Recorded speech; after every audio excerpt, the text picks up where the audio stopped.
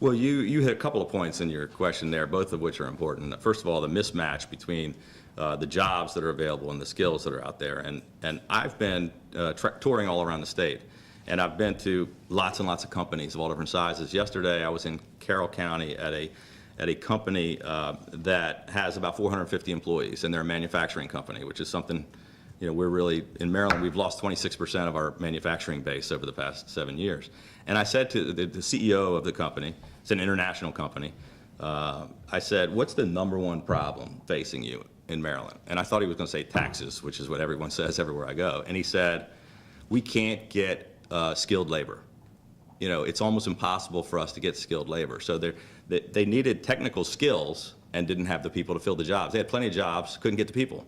Meanwhile, our unemployment is up. So you said matching, we don't have the people to match the jobs. Everybody's not going to go into the high-tech, biotech job. Some people need to go into a manufacturing job, and we're not training them. So I think we've sort of had mismanagement of job training programs in state government and duplication of effort, and we need to do a better job of that and working with the community colleges to provide skilled labor for all the companies that need it, in addition to all the other things that we're doing a pretty good job on with our universities and colleges. To Common Core, you're right. It's I'm not opposed to standards. I'm in favor of standards, but I'm concerned about this rollout of Common Core, much like I was concerned about the healthcare rollout, in that there seems to be nearly unanimous opposition to it from all sectors. And I'm talking about students, parents, and teachers are all complaining about it. It's very rare that you have such a group of people in opposition to the same thing.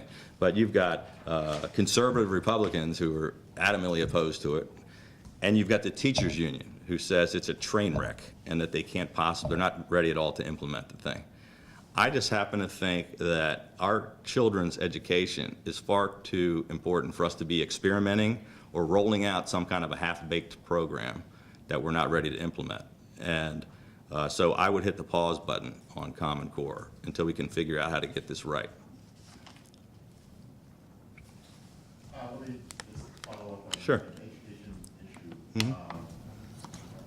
The Thornton formula for equalizing Yep. is being rethought now. What's your feeling about whether that should be continued and in what form? Well, so the Thornton first, during the Ehrlich administration, we were the first ones to have to deal with the Thornton formula. It was passed at the end of the Glendening administration, and we fully funded Thornton.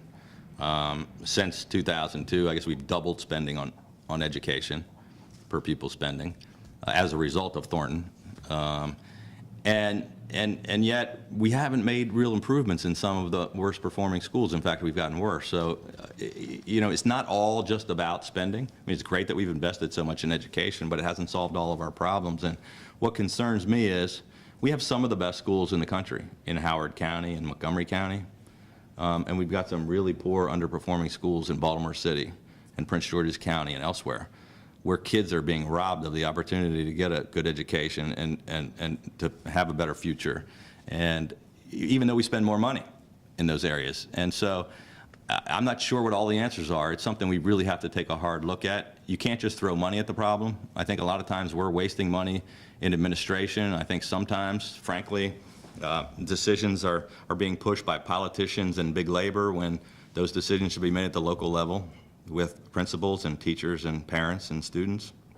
I'd like to get more money down into the classrooms. I think we've done a pretty good job in education in Maryland, but we've let some schools fall behind, and we've got to really work on figuring out how to do something about that. One of the things, I'm a big proponent of charter schools, and during the Ehrlich administration, we passed charter school legislation. It was very much watered down by the Democrats in the legislature.